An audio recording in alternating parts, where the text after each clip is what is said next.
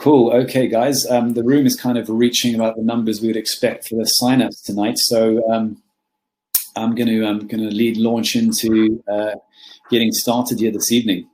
So just so you guys know, if you're in the call for the first time tonight, my name is Roger Burrows, and I am the picture on the left there, not the kitchen, the picture of the person on the left.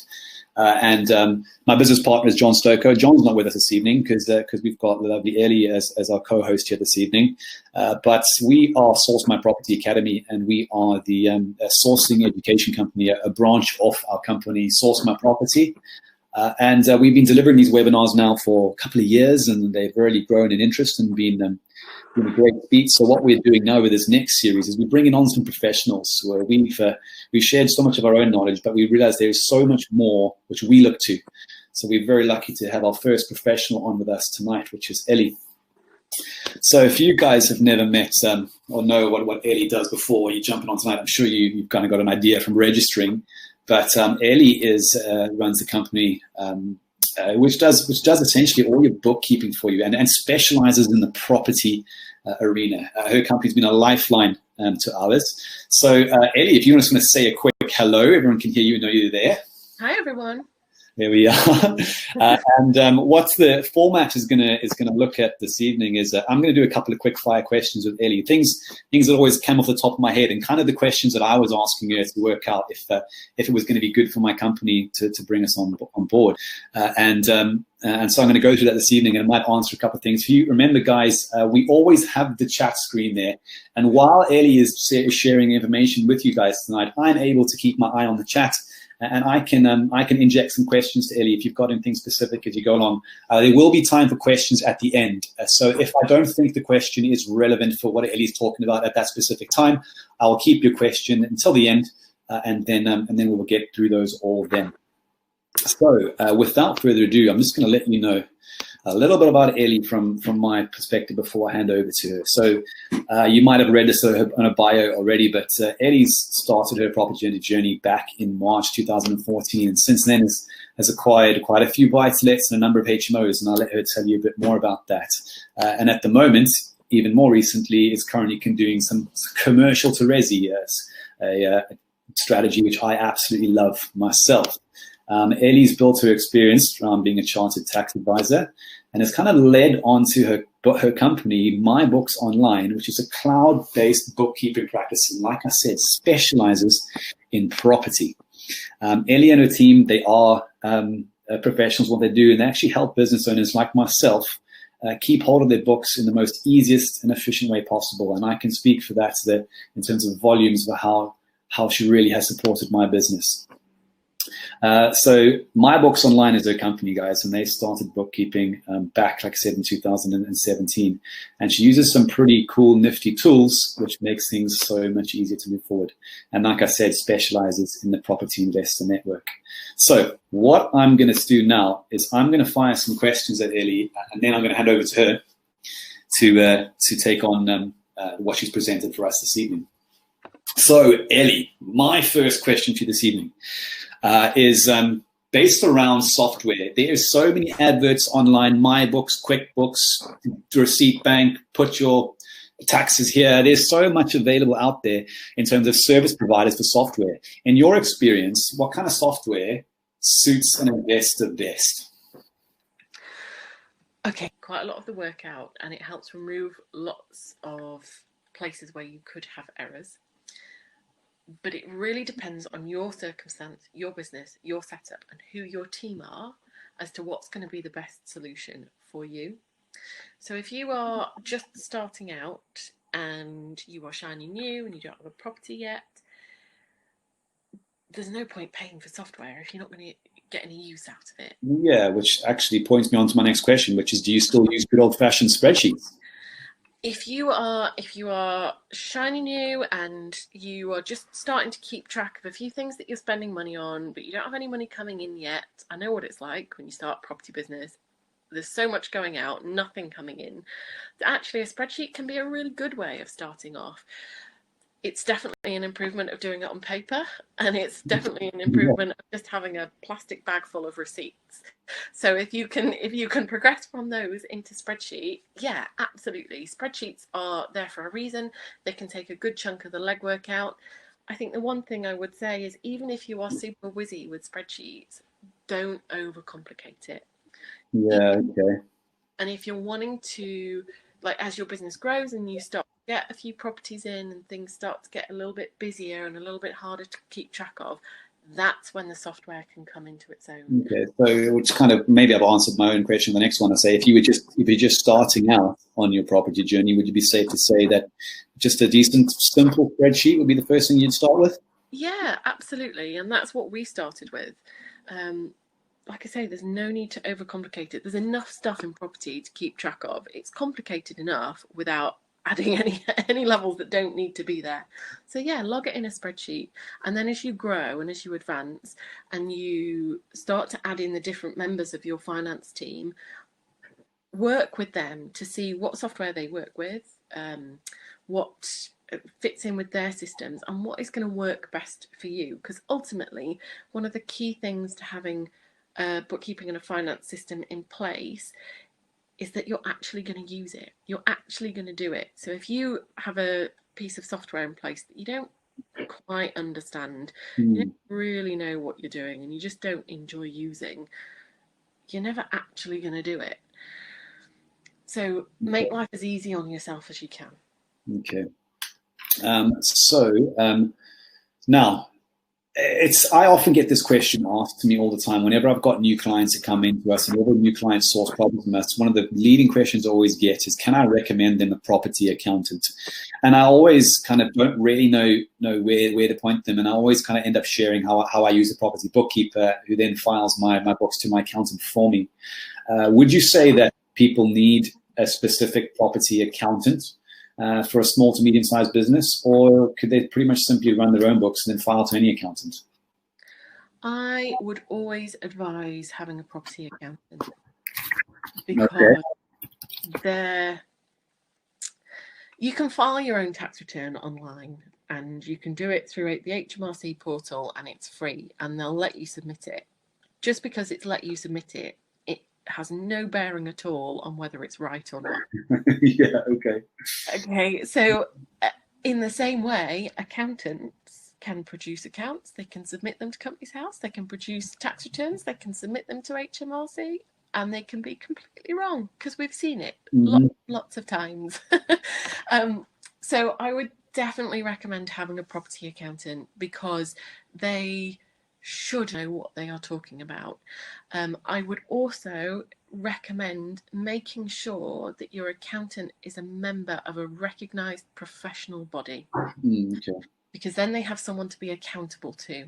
If they're doing things wrong and if they're not being responsive, if they're not giving you the right level of service, if they are, quite frankly, just making a mess of it, there is someone that will hold them accountable, and it will have an impact on their business if they're not doing a good job for you.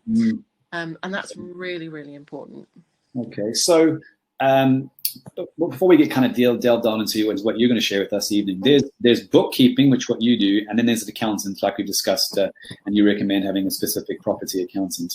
What are the benefits of having you as a bookkeeper instead of a full-time accountant in your business? Well, I would actually say the thing would be to have both. Now, there's a lot of grey area between where roles start and end. So some bookkeepers will do everything from you handing over a carrier bag full of receipts all the way through getting your books done day to day, doing your quarterly VAT returns if you do them, running your payroll, preparing your year-end accounts, and doing your tax return. Some bookkeepers will do all of that. Some accountants will do all of that. It depends on their business model. It depends on them and you and how you fit together. We don't work like that. We specialize in the bookkeeping. So we specialize in the day-to-day. So essentially, anytime you spend money or you make money, we will make sure that that is logged, recorded, and processed correctly in your accounts. And we will do that all the way through the year. And then when we get to the end of your financial year, we will review everything that's happened, make sure all the I's are dotted, the T's are crossed, wrap it up in a nice bow, and then hand it over to the accountant for them to do the year-end process. Yeah, so okay. whether that's statutory accounts that go to Companies House, whether it's accounts for you with property in your own name, and then filing everything that needs to be filed with HMRC and doing all of your tax calculations. Okay. So now I know how useful it is for your business, what they do for me, for what I pay. And sometimes, actually, the amount that I hassle your team, I feel like I need to ring you up and say, I need to pay you more for this month. You know, sometimes I do. And I hope it's okay that I share with the team, like, kind of what my business turns over and what my business pays you to run my books for me. I hope that's okay to share with them, because one of the great benefits that I see from your business is you actually send me a report every 3 months. It tells me how many transactions I've done, and then also if you need to readjust my month billing. And I was like, when we went over the COVID-19 situation, and we all kind of, my transactions went drastically down because we weren't working for a couple of months. You actually emailed to say you've only done this many transactions. It's only going to cost you this much. So I know I can spend anywhere between about 250 and 300 pounds with you a month, and I can do anywhere between 40 transactions and a 50k turnover in a month. And that's what it kind of costs me. And the value that I get in that is tremendous for not having to worry about it. All I have to do maybe at the end of a month, which poor Charlene has to pester me for sometimes, is go through some transactions and maybe track down a receipt or track down an invoice. But can you share with the team kind of some typical costs to be running, or someone to use your services? Because we've probably got people who are maybe got a small portfolio just getting started, or we may have investors on who've got a larger portfolio. What kind of typical costs would it run for you to use your services? Yeah, so it varies, and our fees are very much tailored to the businesses that we're working with and the slightly different types of service that we provide. So our minimum fee is about £24 a month, and that, I mean, we've got people who've got 3 buy-to-lets, 4 buy-to-lets, maybe 1 HMO, and then they're just starting to get towards another one. So that's probably typical of the lower end. And then higher up, I mean, we've got a client who's got 41 units, and in terms of HMOs, and they're paying us about 100, what would that be with VAT on it? About 155, 160 pounds a month. Again, very worthwhile, yeah. Yeah, so it really depends on kind of the setup of your business and exactly what's going through it. But we look at every business individually and set things up right at the start. Okay, yeah. Well, I mean, like I said, the system that you work with, which uses me, is I literally can kind of, it's nice to be able to see what you're buying or what you're paying for, as opposed to just having it just go out of your account once a month, and we get that with you big time. So something that comes up again almost on a daily or weekly basis with our clients is sometimes they've got small businesses and buy-to-lets, and they're often towing the line between turnover of looking at the VAT registered thresholds. What would be your opinion for a property business owner to have the benefits of being VAT registered or not? Okay, so this one becomes a little bit more complicated depending on what's going on in your business. So if your business is purely residential property rental, so buy-to-lets, HMOs, then actually all of your income is VAT exempt. So you will never need to VAT register. If you are doing things like a bed and breakfast or hotel or serviced accommodation, then as you head towards the VAT threshold, which is £85,000, basically if you make more than £85,000 in any 12-month period, at that point you have to VAT register. Yeah, okay. That's when you have to. Now, it all depends on what proportion of things you are buying versus what proportion of things you're selling, i.e. your rent, your space. And that will come down very much to individual circumstances. If you are selling so if you're doing, say, serviced accommodation, and most of the people that are occupying your accommodation are members of the public, actually you're likely to find that it's better to not be VAT registered, because then you'll be able to be more competitive with other serviced accommodation providers in your area and price more competitively. The other place where VAT can come into effect is if you are doing developments. So if you are doing some new build houses, for example, then it can definitely be beneficial to VAT register, because at that point, the way it works with new builds is that when you sell them, you can sell them with 0% rate of VAT. But you can also claim back the VAT on your expenditure as you go along. So there's so many different combinations. It's definitely one to get advice on, but it can be advice that's worth its weight in gold if the circumstances line up that you're going to be able to claim back the VAT and you're not going to have any to pay over. Yeah, I know, because I've often heard about some investors that have literally gone VAT registered to be able to claim back VAT, that it's more cost effective to be VAT registered and charge that and then claim back VAT on other things. So I can see why it's individual circumstances. Absolutely. The thing with property VAT is that there are so many different variations of what the circumstances might be. But if you are developing, or you have, like I say, serviced accommodation, something like that, ask the question of your accountant or your tax advisor or your bookkeeper to get a first glance look, and they should be able to help you. Okay. So I'm actually going to save my last question right until the end about any of you last minute top tips or widgets that you'd like to share, because you might actually touch on that in your presentation. So Ellie, it'd be lovely just to hand over to you and share with us what you've kind of prepared for this evening. Yeah, perfect. Will do. And I think actually we've probably touched on a few things already. So let's just scroll on through here. I am new to this shiny new webinar system, so bear with me. But hi everyone, I'm Ellie. That's not my hand. That's a very manly looking hand. Oh look, PowerPoint GIFs don't work on this. That's sad. You'll miss out on the really embarrassing dancing one towards the end, which I feel for you all for already. But bookkeeping. So actually, one of the things that I wanted to start with is I think it's very easy to leap into bookkeeping this and get this accountant and this is your power team, but especially for people who haven't been in business before, it's fine for the word bookkeeping to be bounded around, but actually what the heck does it mean? So apologies for those of you who are perhaps further down the route of property and having their own business, if I'm going to be telling you stuff you already know. But core to bookkeeping is that it's the foundation of accounts, and I therefore think understanding what it is foundational to kind of everything else. Bookkeeping is the process of basically piecing your finances of the business together.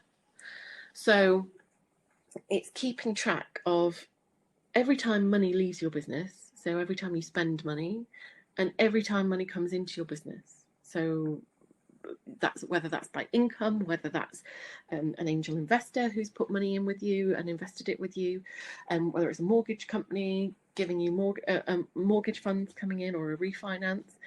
Basically, every single time that money moves around, bookkeeping is the process where that gets logged and recorded in terms of what the nature of that transaction is. It's, like I say, it's the foundation upon which all of the other stuff to do with your accounts and taxes is based. So it's at the heart of your business and getting stuff right, because it's like any system. If you've got rubbish data going in, you're going to have rubbish data coming out the other end. So if your bookkeeping is all over the place and is not consistent and is not organized and is not comprehensive, so it doesn't capture everything, your tax return is going to be an absolute load of rubbish. It's going to be meaningless because it's not based on the facts. So bookkeeping is absolutely key, and it can involve everything from processing of the day-to-day transactions, like I say, through to running payroll or doing CIS returns, construction industry scheme returns, if you're paying contractors on developments, VAT returns, could be CT61s when you withhold tax from an angel investor if you're paying them from a limited company.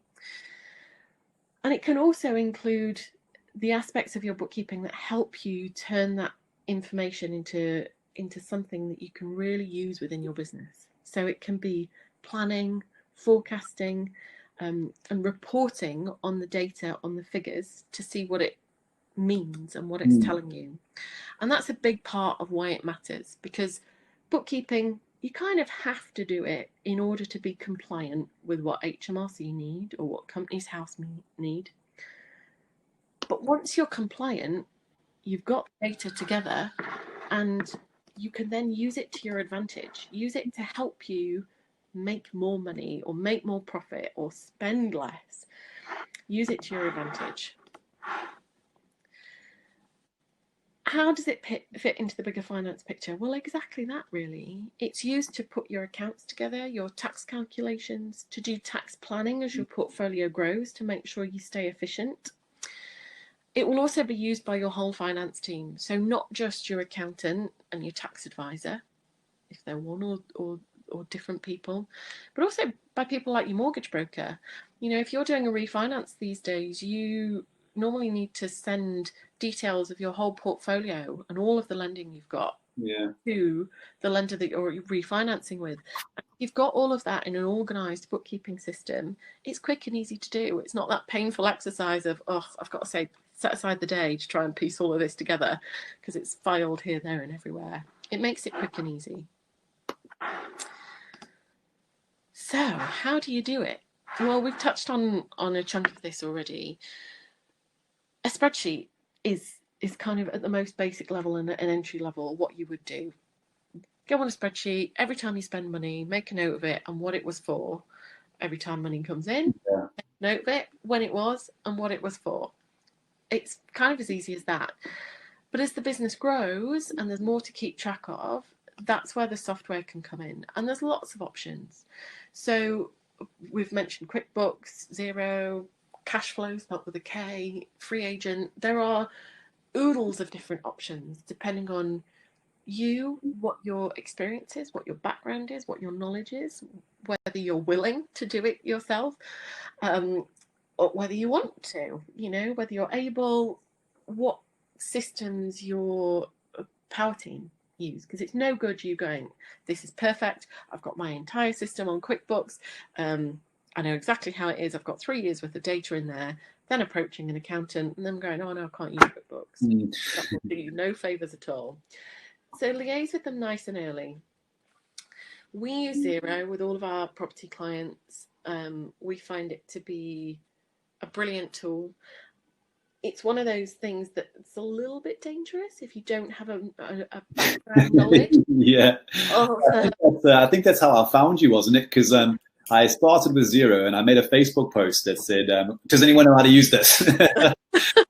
and then Dan said just to chat to you quickly, which Dan is Eddie's husband, everyone. So I was like, yeah, that was it. And then that's how the relationship started. So it was all through trying to work out Xero on my own, which wasn't going nowhere.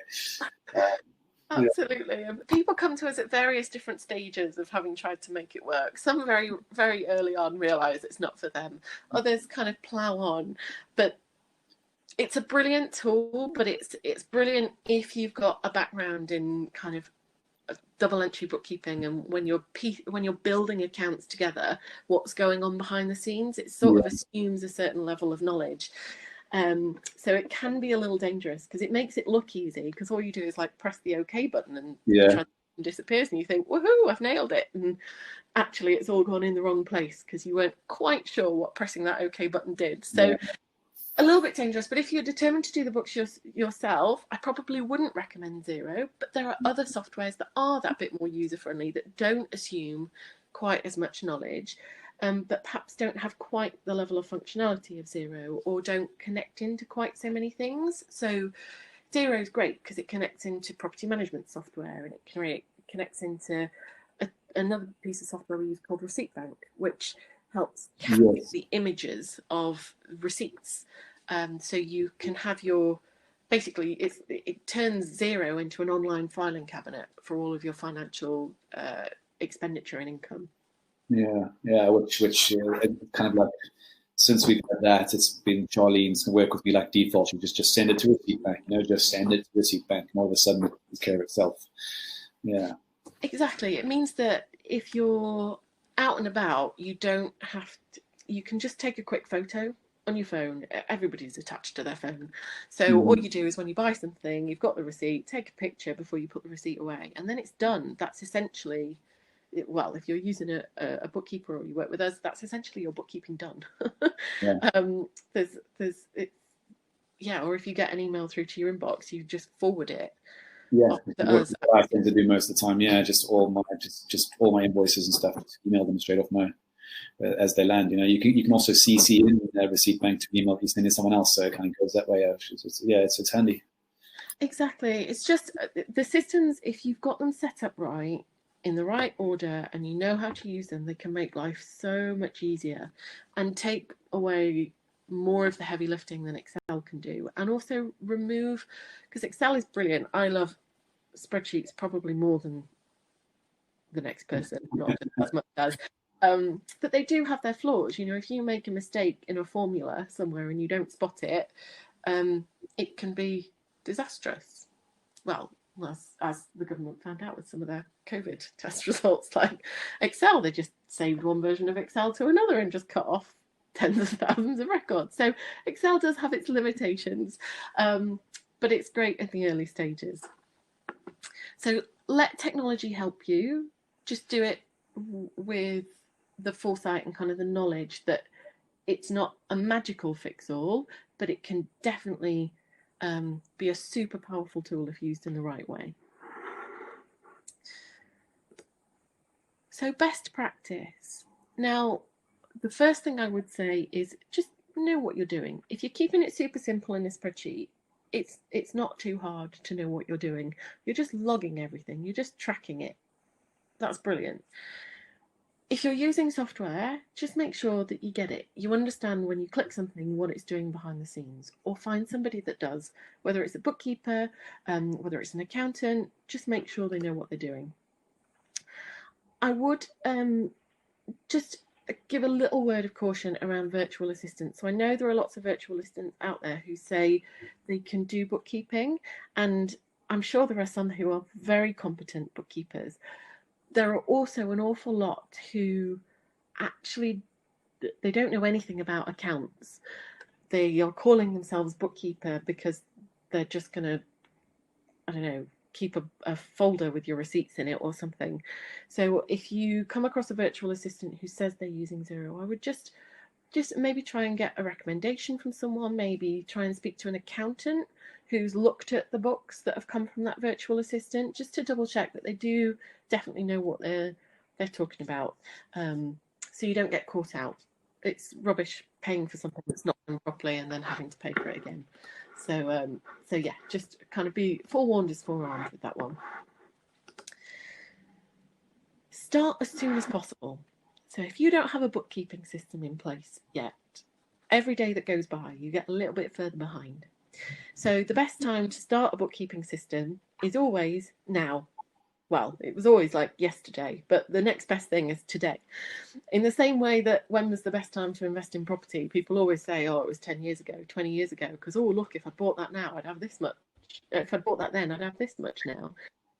It's the same thing with bookkeeping. If you start today and stay on top of it, you'll never get further behind. It's so much harder to get books up to date if you wait, because then you can't remember what you spent that on, and you can't remember where you were when you did that, and what does that receipt relate to, and that was buried, that receipt got buried in a pile of other files, so there's no way I can find that. It's just a lot less painful if you do it now, and I think there are quite a few clients who would mirror that sentiment when they're trying to go back 18 months to find stuff and send it to us. Yeah, which is what we had to do when we first started on, and I cried that I didn't have a better system starting out. Yeah, it's a little bit painful, and it pains us to see you go through it. So I think at the beginning, when we were first having to file our first VAT returns or our first end of year accounts, it would take like a week with me and Jenny just sat in the office trying to find everything. And then now that we've been with you kind of over into our second year now, those what we used to take a week now takes me an hour, one afternoon a month. You know, so and that's because it's just little things that are missing, and I normally have them tucked away somewhere. It's because as we've learned and gone on, it's got easier and easier and easier. Exactly, and it's habits. The sooner you can start trying to get used to the new habit, the sooner it becomes a habit, and then you don't even really think about it anymore. It's just what you do, and it becomes so much easier. And it gets smaller. There we go. And that's the other thing, is if you're updating it regularly, it becomes pretty painless to do. Yeah. Bookkeeping is one of the least favorite things for a lot of people. And I know it feels painful for a lot of people, but actually if you're breaking it down to just staying on top of it, whether it's every day or every week, it feels painless because you don't have to go, oh, I've got to spend the whole weekend doing it. It's the worst thing ever. It's like you say, Rog, you know, it's an hour here or an hour there. It's not a painful thing. It doesn't become a block. No, not at all. And then the other thing is to review and improve. So once you've got a bookkeeping system in place, like I say, you've then got data at the tips of your fingers that can start to tell you about your business. So start to tell you which of your rooms in an HMO end up having the most voids or take the longest to fill. And so you can start to give those rooms your attention, or which HMO is costing you the most in gas and electricity, and do you need to look at that? Or like some of our clients, which property are you paying council tax on twice because you've never picked it up and the council haven't complained about having the council tax twice? Or which property have you owned for 2.5 years and you're responsible for the water bill, but you've never actually paid one? That kind of thing, the bookkeeping can help you pick those things up and get them sorted. And then improve the business, improve your profitability, and improve the system itself to make life easier. Yeah. So where do you start? Basically, the key things are to look at where you are now, what your bookkeeping system is at the moment, if you have one. Look at where it is you want to be. What do you want it to look like? How painless do you want it to be? And then you can plan out as many of the steps in between as you like. But ultimately, the main thing is, what's the one step you can take from where you are now that's going to move you in the direction of where you want to be with your bookkeeping system? So I like that. I like that. What's the one step you can take now? Because bookkeeping is definitely little habits repeated consistently, which make it painless. It really is. That is what it is to me. It's little habits repeated consistently. One step can you do today to get close to where you want to be is absolutely fantastic advice. What's the one thing they can do tomorrow to improve their bookkeeping? Is actually start with where are you now, and that would be the first step. Yeah, it's great advice. Yeah, absolutely. It doesn't have to be. It's not for everybody, but for some people, it's this overwhelming, scary thing, and it really doesn't need to be. It's just break it down into tiny chunks. It's the whole, how do you eat an elephant one bite at a time? Please never eat elephants because they're my favourite animal. But it's the concept of, just small, tiny chunks, chip away at it, and all of a sudden you're you're organised, you've got a system, everything's in place, and you didn't really notice it being painful at all because you just took it one day at a time, one step at a time. Oh yeah, and then the thing is not just to think about what the one step is, but you actually have to do it if you want to change anything. So that's kind of crucial to that bit of the process. This is the cheesy dancing that you're all going to miss out on, which I'm kind of for you. But I love that office as well. I love the office.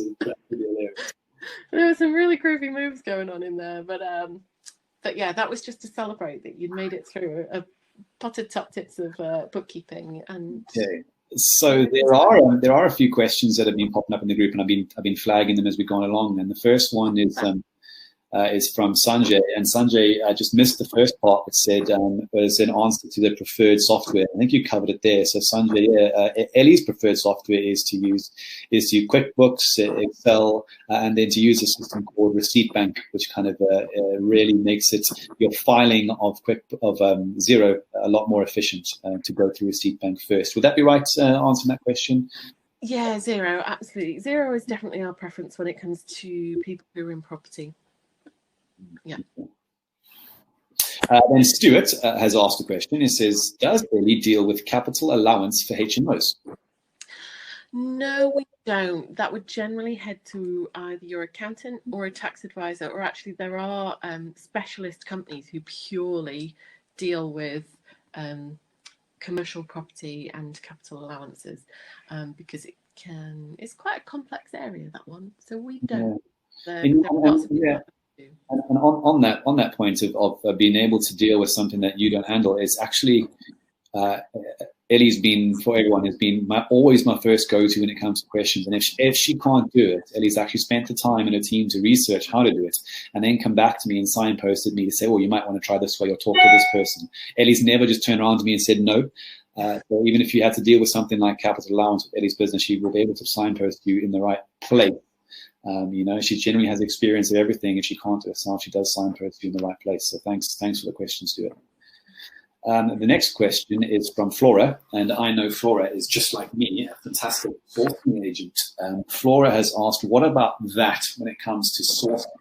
I know, to start that off, Flora, we are VAT registered as a sourcing business, and it was Ellie's Bookkeeping who took me through that. Who took me through that process, and we do pay VAT on all of our services that we provide as a sourcing company. Do you have anything else to add since kind of we've been VAT registered and dealing with a sourcing company, Ellie? No, so I think the main thing to be aware of with sourcing is that sourcing is a trade. So it's definitely different from receiving rental income, which counts as an investment. So if you are trading, and sourcing obviously falls within that, then the normal VAT rules apply. So once you hit £85,000 worth of sales and taxable turnover, as it's known, within any 12-month period, at that point you have to VAT register. So if you are approaching that kind of mark, looking back, and it's a rolling 12 months, it's not just your accounting period or your financial year. That rolling 12 months, once you hit 85, you do have to register, and then yes, you will need to charge VAT. Yeah, that's actually, there's a learning point for me myself, that sourcing is actually a trade. So there, I've picked up that myself. I understand my VAT even that much better tonight. Thank you. You're welcome. Catherine Whitehouse has asked us which professional bodies you would advise to look for when evaluating which property accountant to get. So to be honest, any of the main accounting bodies will be fine. The big ones are ACCA and ICAEW. So that's ACCA, ACCA, and ICAEW, if I said that too fast the first time. So they're kind of the two main ones. There's also Institutes of Management Accountants as well. But those two are the big ones. The reason why I flag it particularly this time is that we're actually working with a client at the moment who worked with an accountant who they thought was a really good one, and it turns out they've been misadvised about a lot of things and are now in danger of getting some very meaty penalties from HMRC for not doing things right. They thought that they were, and they've gone back to their accountant to go, what the heck were you playing at? Because we've gone, did you think about this? And did you think about this when they came to us to do the bookkeeping? And so we're now unpicking it, and the previous accountant has just disappeared, and they've got nobody. It's not the accountant that takes the fall, is it? It's still your responsibility at the end of the day. Exactly, it is.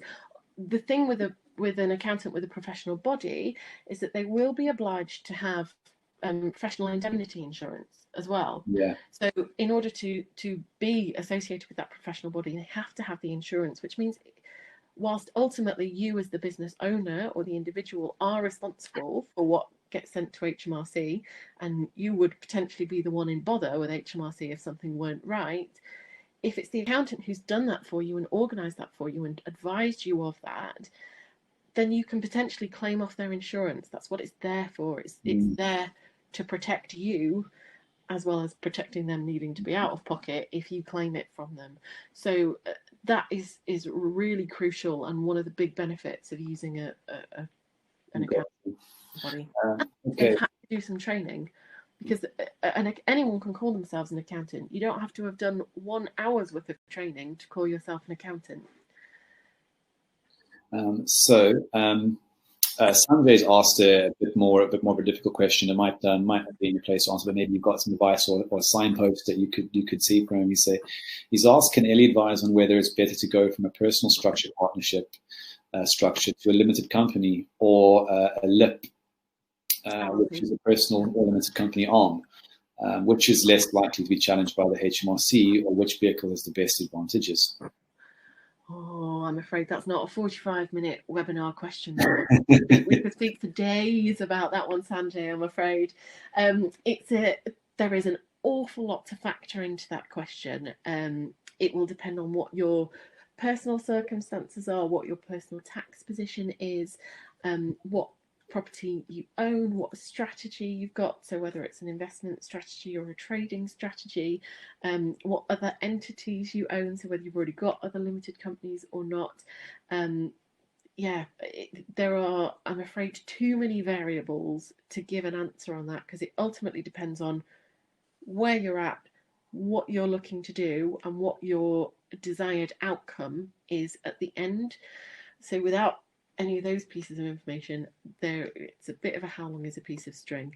The best answer, which I know isn't hugely helpful, but is to sit down with an accountant, go through your finances as they are at the moment, go through what your plans are and what you're hoping to achieve, and that's where their skill at tax planning will come in, because they'll be able to look at all the numbers and what's going to be most beneficial for you in the short, medium and long term. Yeah, got you. Okay, thanks. Sanjay, your last question has made me chuckle. Sorry, I'm not shouting. I've left caps lock on.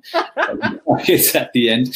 And you're absolutely right, Sanjay. It's one of my questions that I was saving for the end of Ellie, because it's something we get asked all the time, and indicate what kind of expenses could or not be claimed in relation to expenses. What kind of things can or can't be claimed in relation to expenses? And one of my questions that I've got right at the end was, can you run over some expenses that we should always track and receipts we should always save, which can be used against our property investments?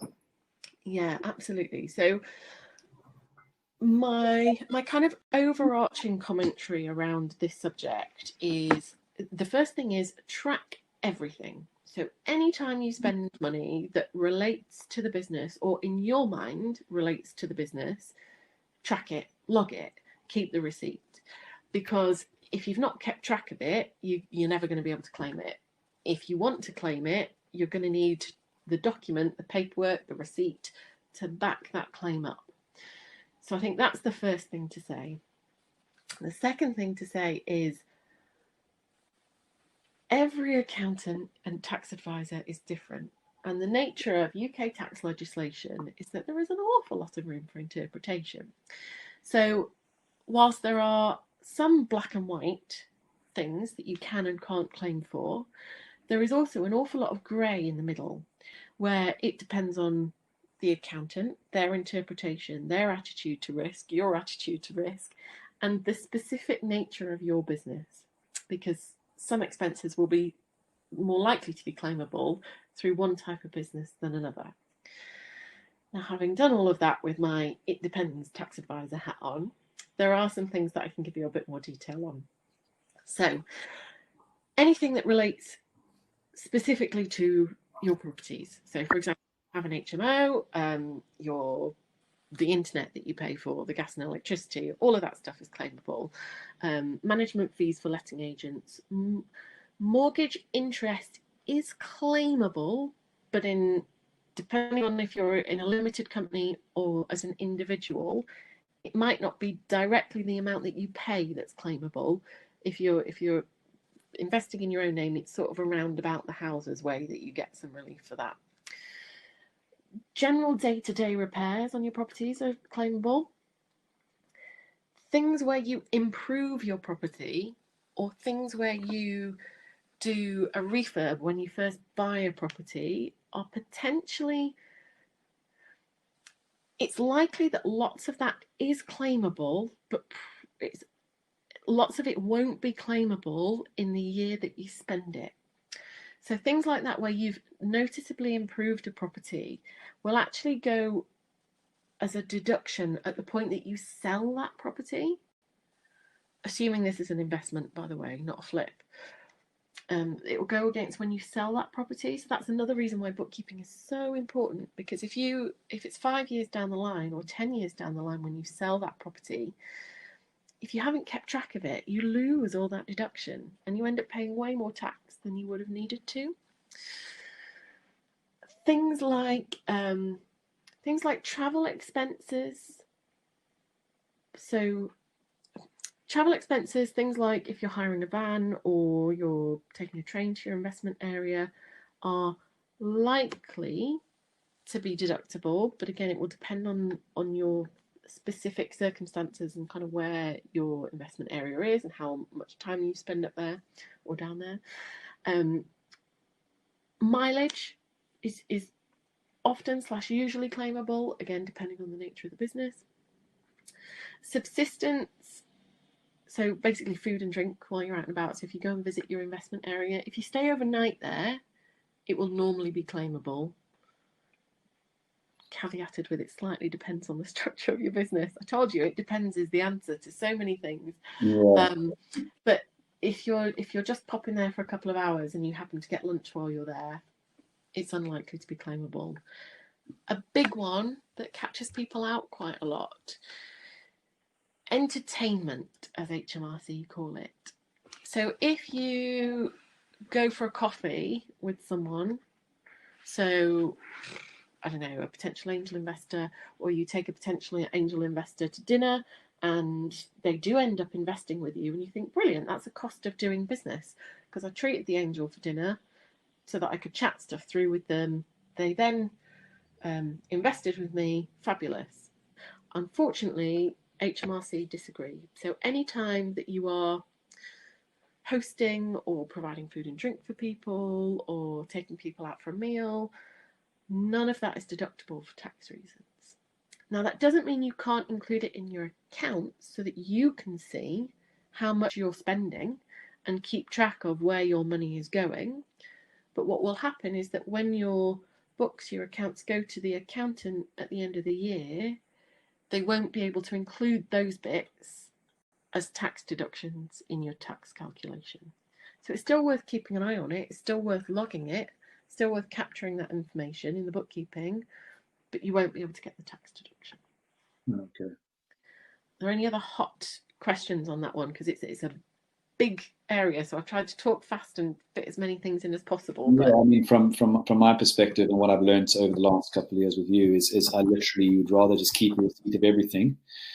And then as you go along, you just learn what is not. So the first time around, you start keeping everything, but you get more efficient as you go on. It's like Ellie's tip, it's just small actions repeated daily. So if you do something in your property business, you definitely can't claim for it if you haven't kept the receipt or kept what it's for. That's the first lesson, is you definitely can't. And then your accountant or your bookkeeper will just, when you submit stuff, will tell you what you can and can't do. So the more you do it, the more you learn about it and you become more efficient at it. I mean, I keep all my fuel receipts because I use a mileage tracker on when I'm working, but I still keep all my fuel receipts as proof of actually spending that fuel. You know, little things like that I absolutely keep. So the short answer here is rather keep everything and then be told later what can't be claimed, rather than not keeping the stuff that can be claimed. Exactly. Yeah, keep everything, and then if you can't claim it, you can always get rid of the receipt afterwards, but you can't really do it the other way around. And Sanjay asked, if you actually are able to recommend any property accountants. Yeah, there's a few that we work with who are pretty good, actually. I'm always hesitant to put their details out to a very wide audience for fear that they will just get kind of inundated with people asking kind of general questions. So if you are interested in, like, if you're in the market and you need an accountant, by all means drop me an email and I'll be very glad to make an introduction. And I find that if I do it this way, they don't get as inundated. Yeah, and a good point, because like, for example, my accountant would be furious if I just passed out details to everyone, because very, very often the best accountants don't have the ability to take on endless business, you know, so they have to be specific about taking on new clients, which is definitely key. So thanks, Sanjay, good question. If you need an accountant specifically, then there's Ellie's email. Please do drop her a line. Stuart has got a question which I'll read off, and hopefully I'm reading off as it's intended to ask. Exactly, it says, does Xero enable you to provide within your company profit by building work services we provide, and our properties we own. I think he's asking, can you define profits between two different sectors of your business? So the answer to that will depend on what structures this is in. So a really important thing with zero is that if you've got businesses in different legal entities, they need different zero accounts. You for your own sanity and your accountants, they really need to be kept separate. So if you have got property in your own name, for example, and you have a building work services limited company, you would have two separate zero accounts to keep track of that, because the stuff in your name, you are seen as one legal entity, and the limited company is seen as a separate legal entity. If you're doing all of that within one, so all within one limited company, or all in your own name, then yeah, zero does have the functionality to be able to split things. So the way that we do it with clients that we work with who invest in property is we enter the information so that they can view things on a property by property basis, as well as viewing the portfolio as a whole. So you would do that in a very similar way. You'd probably split out the properties that you own so you can see them all one by one, and you'd have the building services that you could see separately as well. Yeah, there we go. That's probably answered your next question there, which Stuart said is only one limited company, they're in both. So yeah, answered that perfectly. Thanks. And thanks for the question, Stuart. It's really great question. Thank you. It's interesting for me to learn as well. Julika, and Julika's on our calls very often. It's great to have her on. Thanks, Julika. She's asked, what would be the most efficient way of actually keeping receipts? In envelopes or photographs or in another way? So many great questions. There are, well, the main thing is the most efficient way is going to be the way that you do consistently time after time. That's the best way. If you will work consistently using software, that's even better, because what you will find is if you are keeping paper receipts over time, they will often fade. And, if you lose that box or heaven forbid have a fire or whatever, those have disappeared. Whereas if you move house, I lost an entire year box of receipts. Yeah. Oh man, yeah, not what you want. So if you can do it, if you can get into the habit of consistently using some software, or simply photographing it and filing it in the cloud somewhere, or that's what we use Receipt Bank for, that's even better, because then you end up with a backup. So HMRC have said that they are happy for people to not have paper original copies of paperwork and documents and receipts, as long as, if they're stored electronically, they are also backed up. So as long as you can clearly demonstrate that you've got two places where you are storing stuff electronically, then HMRC are happy that you don't need the original paperwork anymore. Okay. Interesting. So for me, the most efficient way that I use is that everything goes into Receipt Bank. Once it's processed in Receipt Bank, it gets archived there, and then it also gets copied across to Xero. So by using Xero in parallel with Receipt Bank, we've got the backup, everything's stored twice in the cloud in two completely separate systems, and I know that everything is secure up there. That's the way I do it. Ultimately, the most important thing is that whatever system you're using, it's one that you will use and you'll do it consistently. Yeah, key. Okay, thanks. And thanks for the question, Julika. Rob's asked a great question, I think, and it's often one that I've ummed and ahed with a number of times. Rob's asked, can it work successfully if you have an accountant nowhere near where you live? Yes, in a word. But it's a great question, because accountants always, oh man, so many accountants are so like that. It may as well still be 1870 with the way that they work. Some of them still do books on paper, paper cash books. It's unreal. But no, I think an indicator of whether an accountant's going to be good or not is actually how well they move with the times and how up to date they keep with things. Not the only indicator, but a good one. And there is absolutely no reason with technology these days why they can't do as good a job, if not a much better job, remotely and using cloud and using cloud technology. I mean, the bookkeeping bit is the bit really where people used to have to meet in person, or you used to have to send things through the post. The accountancy bit was always a bit removed from that, because you're just looking at the year end, really, and planning as you're going along. And if we can do the bookkeeping completely remotely and completely in the cloud, then there is no reason at all why accountants can't and shouldn't be doing exactly the same. And you know, I can reiterate that, Rob. My accountant, funny enough, is local, and I can go and see her, but I probably see her once a year, and I see her that once a year because I'm quite ensuring that I keep up that relationship, because you can't. There's certain elements of relationships that need to be built in person, and I do sit with my accountant for a couple of hours once a year, and we go through things top to bottom. And if your accountant wasn't local to you, you might be able to structure that in. But the power of technology these days, the amount of physical meetings that have been happening over the last nearly year now in this country have just drastically gone down to almost zero because of the power of technology. The ability to jump on a Zoom call with anyone and ask you questions is things. So. And also, I do not live locally to Ellie, and we've got a fantastic working relationship, and her team is awesome, which is proof that you really do not need to be sat next to them. So find an accountant that works for you, and in short, it doesn't really matter where it is that they live. Stuart has got a quite simple question. Do you prefer Receipt Bank to HubDoc, which is something Xero seems to recommend? Yeah, we do. I mean, there are lots of solutions out there that are similar to Receipt Bank. Auto Entry is another big one. We definitely do prefer Receipt Bank to HubDoc. The reason that Xero recommends HubDoc is that it bought HubDoc earlier this year. So that's why it recommends it. HubDoc hasn't had the same level of investment behind it that Receipt Bank has, to date at least. That may change now Xero is backing it. So we are watching both solutions to see whether HubDoc improves to be able to match the level of Receipt Bank. At the moment, it doesn't. So whilst HubDoc is free, it doesn't have the same functionality that Receipt Bank does. So we love Receipt Bank because it works, it's reliable, it's quick, and it also has great functionality from a bookkeeper client perspective as well, in that we can chat through the app without needing to fill our clients' email inboxes. So it kind of keeps the bookkeeping off to one side, and it's kind of nice and neat.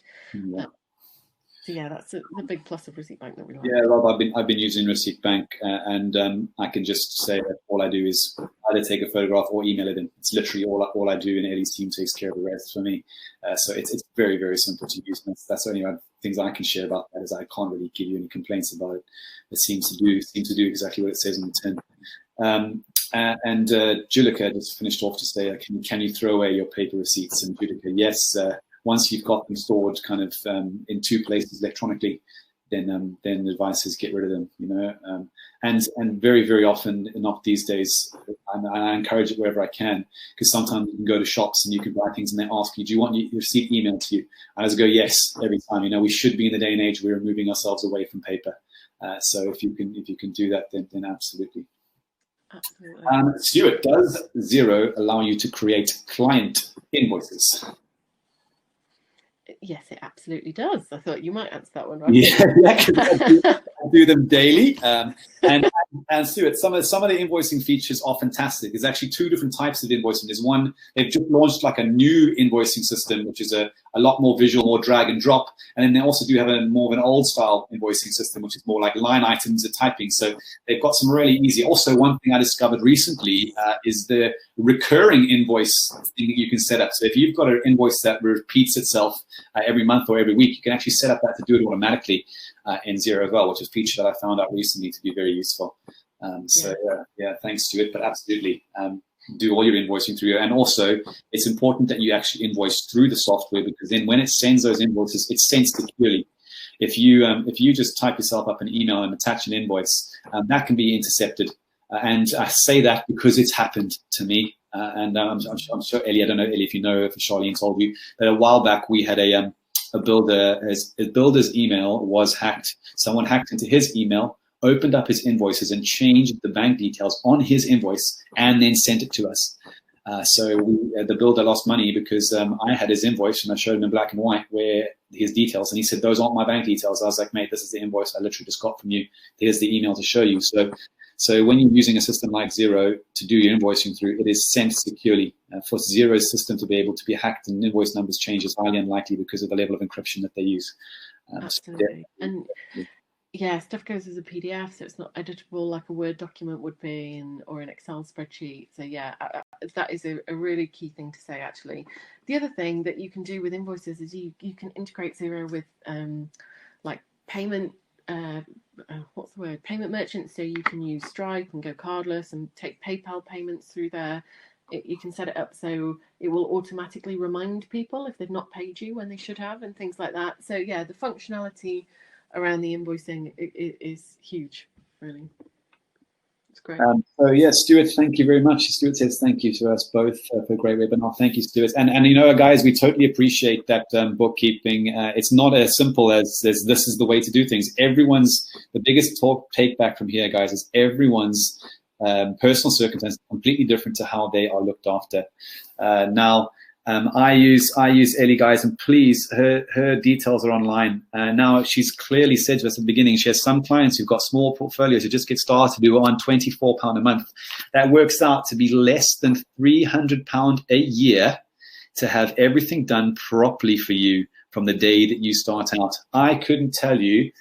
I reckon every single person in this call tonight is worth more than £300 a day, let alone a year. My advice to you guys would be now, guys, and I use the system days. Ellie's staff are fantastic. My go-to person looks after me on a daily basis. His name is Charlene. I can pick up the phone. When I email her, ask her a question, I cannot think of a time where she hasn't emailed me back in the same day. And sometimes it can be like how to use something, and she sends me video tutorials, click through PowerPoint presentations on how to do something in Xero, because often maybe they get these questions asked and they take the time to answer to you properly so they can do the same for any other people. For the sake of £300 a year, guys, you're just getting started in your business. You're worth more than that a day. And wouldn't it be great to pay someone £300 now just to have your books not even be worried about? All you have to do is email receipts in. It's literally all you have to do, guys. So it's not a one shop fits all. It is every individual circumstances are totally different when it comes to bookkeeping. But having Ellie's knowledge on board, someone who has a large property portfolio, someone who is doing property on a daily basis, running your books for you is just an incredible advantage. Ellie, on behalf of everyone in the call tonight, thank you so much for taking the time to go through with us this evening. I hope you don't mind that people are going to potentially get in contact with you and get their businesses going. There's a lot of guys I see in this call this evening that have been with us in these calls for a long time, and I know a lot of them have got property in their portfolios. So, guys, please be free to contact Ellie after this. Please do, if there's anything I can help with. And thank you, Roger, for saying all of that. I'm glad that we're not on camera because I've gone really red. That's really sweet. If you could say all those things, I've gone all smushy. No, it's I would never have invited you on if I didn't expect that the help that you've put me through in the last couple of years. I mean, I'll be the first one to say, guys, that I thought I was keeping records and stuff well, but the amount of volume that we were going through, Ellie has literally been able to present my business to me on a spreadsheet, and I've been able to sit down with my mentor and identify areas where we're losing money, we can make more and everything because of the work that Ellie's team has put in the background. It's been absolutely fantastic. Guys, I'm just going to wrap up the call very, very quickly this evening with understanding that if you guys are interested in getting into property, and most importantly, this is the property sourcing system that we run here. Guys, I wanted you to know we have got the inability to run physical courses because of the way the times are going. So we have done an on-demand training course for you guys if you guys are interested in getting into property sourcing. I'll wrap up very quickly. We don't like to do hard sells on these things. We just like to be able to let you guys know what we offer. And we do offer a 4 pillars to property sourcing webinar, which is on demand, which can be consumed in your own time. Every time you log into the system, it remembers the exact place you were, and you can kick off from there onwards. And it does the 4 pillars to be able to find deals, being able to package them, more importantly, sell those deals, and we also run over actually how to set up a sourcing business. I'm going to split through this, guys, because it's been a long time this evening, and just to let you guys know that our sourcing on-demand course, guys, is £97. And if you want to get onto that, there is a an offer which is popping up on your screen now, and you can click through and you can learn more about that. Okay. Also, I'm kind of keen to gauge people's interest, because we are going to be going over, we've kind of predicted that we might not be able to run physical events for some time. So what we're going to do is we're going to be designing a new course, and I wanted to kind of gauge your guys' interest, because there's been a lot of talk on it here, and a lot of property investors. It would benefit everyone, and benefit all investors, benefit sourcing agents, benefit everyone. Is that I'm going to put together a course which teaches you how to estimate refurbishments of properties, so when you're viewing them, to calculate how much refurbishment is going to need, and also be able to teach you actually how to run refurbishments. And I mean, I want to design a course which takes you down into the ins and outs of what a schedule of works looks like for a property. And I'll be the first to tell you, when I started in property, I started in the deep end and made all the mistakes possible in refurbishments, and lost lots and lots of money through paying builders for things that weren't done. And so we've designed a course which leads off all the mistakes that I've made, and I'll be interested to know if that would be benefit to you guys, for something that we can put together over this next lockdown period goes ahead, over the Christmas period. We can't be going around to visit our families. That's going to be beneficial to everyone to use. If that's the case, guys, if you want to be able to design a course that can teach you how to understand refurbishment costs, understand how they work, understand the schedule of works, understand how to run that, understand how to find builders, check if they're good, check if they're not, understand builder contracts. I'm going to cover all of that. Just please drop me your email into the chat here this evening. Just drop your email into the chat here tonight, and I'll make sure that we follow that up with an email later on to let you know if it's going to be interest. We will probably email you guys again to see if it's going to be interest to you, but it'd be great to see if that's something you'd all like me to start working on. Guys, thank you again, Ellie, for jumping on. I'm very grateful. It was very, very useful. And guys, we're going to be doing more of these talks. We're going to bring on more professionals, and we've seen the value that they add. So again, thanks so much, guys. I hope everyone's doing well on their little lockdown in England. Us in Wales, it's party time here again. You know, it's all about getting out and about here in Wales, which is a bit weird. But hopefully, the last 2 weeks of lockdown for us has done what's needed to kind of cove the coronavirus pandemic. Okay, guys, thank you so much for your jumping on this evening. It's really good to see you all again. Some new names and some old. Ellie, I will talk to you very soon, I have no doubt, and probably be pestering your team again with what invoices I've managed to lose. Or we look forward to it. No, it's been a pleasure. Thank you. And yeah, if there's anything anyone needs, just give me a shout. I'm very happy to kind of chat through stuff or help where I can. Yeah, cool. Oh, look, so the guys are communicating through the chat now. Rob, Stuart's asked you to call him. Look at the chat. Cool, guys. Thank you so much, everyone. Have a great evening. And talk to you all very soon. Good night. Bye.